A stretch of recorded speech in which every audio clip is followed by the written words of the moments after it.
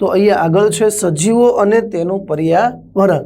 तो सजीवो अने तेनुं पर्यावरण, तो एनी अंदरनो पहलो प्रश्न जोईए पार्ट 1 बराबर। आना बे भाग आपणे भणीशुं। तो पहलो भाग आपणे शरूआत करीए। बधा ज बाह्य परिबळो, स्थितिओ अने असरो अथवा जैविक समाजने असर करता रहे तेने शुं कहेवामां आवे छे? तो कोईपण बाह्य परिबळो जे जैविक घटकोने असर करे तो ए पर्यावरण होई शके, बराबर। तो जवाब आपणो अहींया पर्यावरण छे। सजीवो के जे तापमानना वधाराना तफावतने, तापमाननो तफावत पण केवो वधारानो तफावत सहन करी शके, बराबर। तो एने आपणे शुं कहेवाय? हेलाइन तो नहीं आवे, हेलाइन तो क्षार आधारित तफावत आवे, बराबर। तो ये नहीं आवे शब्द।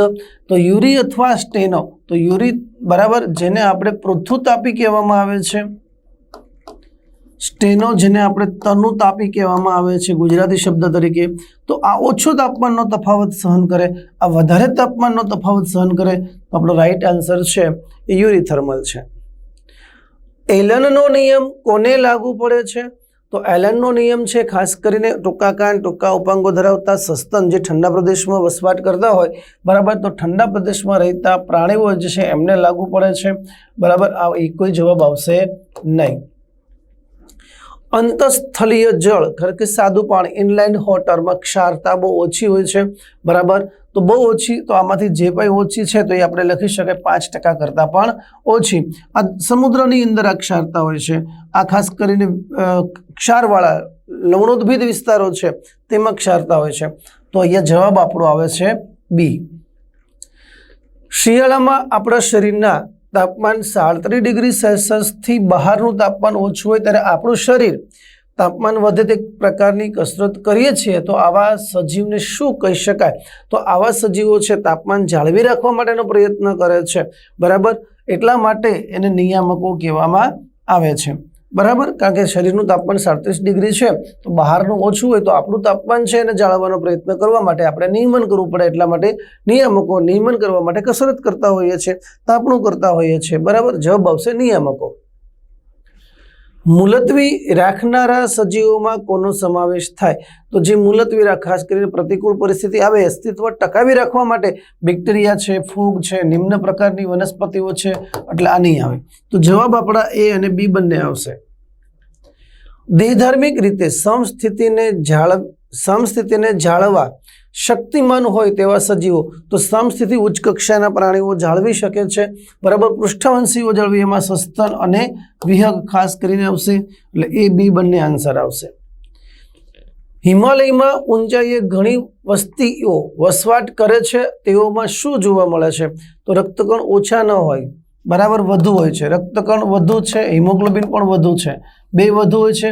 कारण के ओछा दबाणयुक्त ऑक्सिजन में एने श्वसन प्रक्रिया करवी होय तो ऑक्सिजनનું દબાણ सामान्य जरूरियात करता ओछું હોય ત્યારે રક્તકણની સંખ્યા વધુ હોય છે અને હિમોગ્લોબિન પ્રમાણમાં પણ વધુ હોય છે, જેથી ઓછા દબાણયુક્ત ઓક્સિજનનું પણ જરૂરિયાત પૂરતું શરીરને ઓક્સિજન મળી રહે।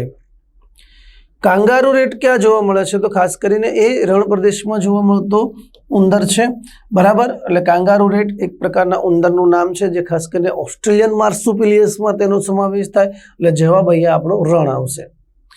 ભૂમિનો સ્વભાવ અને ગુણધર્મ કોના પર આધારિત છે? સ્વભાવ અને ગુણધર્મ જો વાત કરીએ તો વાતાવરણ કે વાતાવરણની ક્રિયાઓ પર આધારિત નથી, બરાબર। ભૂમિની આંતર પ્રક્રિયા, અક્ષયન પ્રક્રિયા એ બધું આવે છે, તો અહીંયા જવાબ આપણો છે તો એ એક પણ નહીં।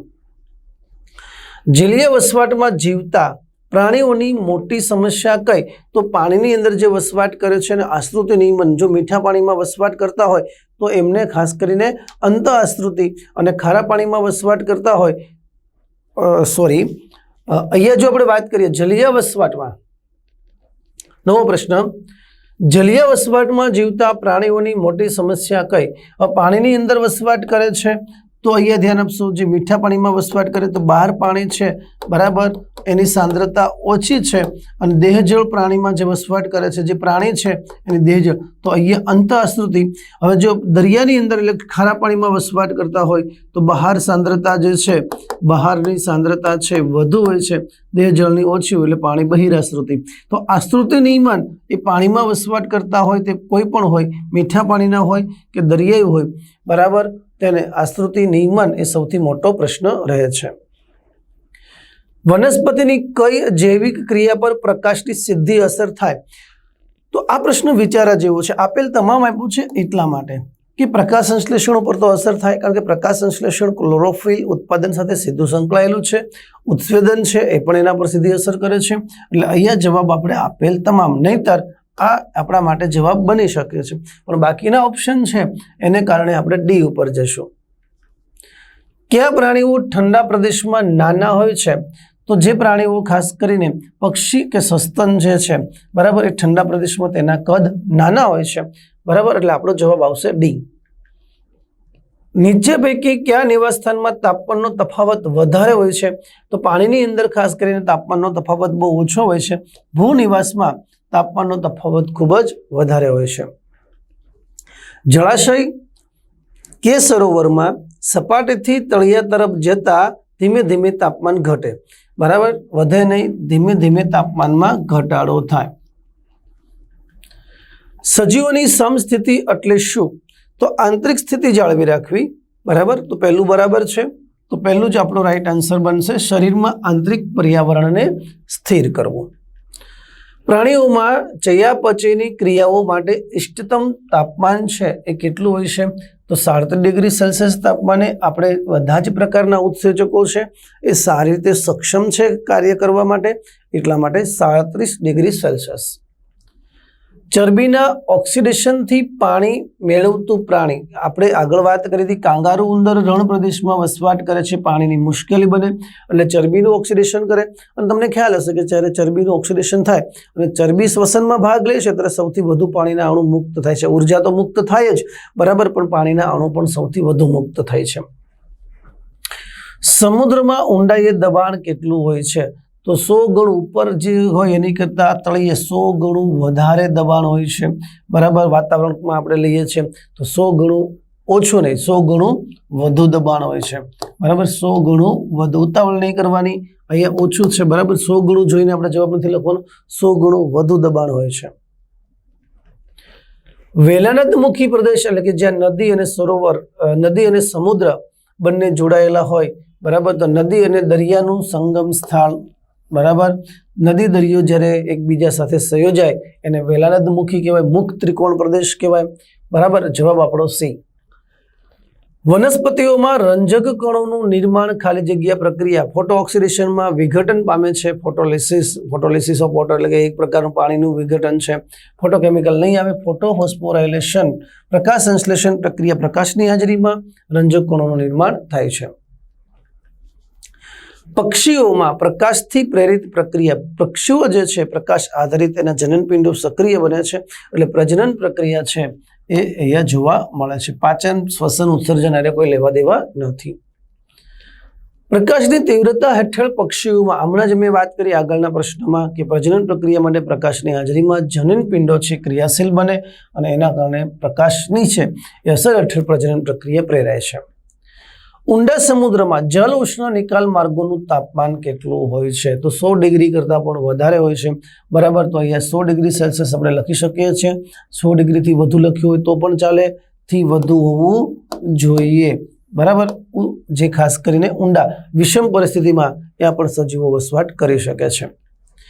ભૂમિની જલગ્રહણ ક્ષમતા તેના પર આધારિત છે. ભૂમિની રચના, ભૂમિના કણોનું કદ, કણોનું સામૂહિકરણ, એટલે આપેલ તમામ. ખાલી જગ્યા જંગલો તાપમાન આધારિત છે. તો તાપમાન આધારિત આપણે જંગલોની જો વાત કરીએ તો ઉષ્ણકટિબંધ છે એના જંગલો છે ખાસ કરીને તાપમાન આધારિત છે, બરાબર. તો ઉષ્ણકટિબંધના જંગલો છે તાપમાન આધારિત. વિષુવવૃત્તના જંગલોની વાત નથી કરી. શંકોદ્રમ તો ઓછું તાપમાન હોય છે. સાર્વત્રિક દ્રાવણ ખાલી જગ્યા છે. તો સાર્વત્રિક દ્રાવણ તરીકે કોણ આવેલું હોય છે? પાણી. યુનિવર્સલ ઇન્ડક્ટર જેને આપણે કહીએ, પાણીમાં કોઈ પણ પ્રકારના દ્રવ્યો છે એ સરળતાથી દ્રાવ્ય થઈ શકે છે. પાણીનું કયું સ્વરૂપ જોવા ન મળે? પાણી છે વરાળ સ્વરૂપે હોય, ઘન સ્વરૂપે હોય, પ્રવાહી સ્વરૂપે હોય, સેમી ફ્લુઇડ અર્ધઘન સ્વરૂપે ના હોય. વધારાના પાણીના નિકાલનો ગુણધર્મ, તો શરીરમાં જે છે ખાસ કરીને વધારાનું જે પાણી છે એ બહાર નીકળવું પડે છે, કારણ કે એમાં સતત અંતઃઆશ્રુતિ થાય. તો મીઠા પાણીમાં જે નદીવાસીઓ છે એને વધારાના પાણી નિકાલ કરવાનો ગુણધર્મ એનામાં હોય છે, ખાસ કરીને પાણી શરીરમાં સતત અંતઃઆશ્રુતિથી પ્રવેશ કરે એટલા માટે. નવો પ્રશ્ન, પૃષ્ઠવંશીઓ મોટે ભાગે કયા પ્રકારના છે? તો આશ્રુતિ અનુસરક નથી, કોષ બાહ્ય પ્રવાહીનું સંકેન્દ્રણ જાળવી રાખે છે, આશ્રુતિ નિયામક છે. રાઈટ આન્સર નિયામક. તો મિત્રો અહીંયા આપણે જે શરૂઆત કરી હતી 2 ભાગ એક સાથે આપણે અભ્યાસ કર્યો, બરાબર. તો અહીંયા આ ભાગને આપણે પૂરો કરીએ છીએ. નવા ભાગ માટે આપણે નવા લેક્ચરમાં જોઈશું. ત્યાં સુધી સૌનો દિલથી આભાર વ્યક્ત કરું છું. વંદે માતરમ, જય હિન્દ.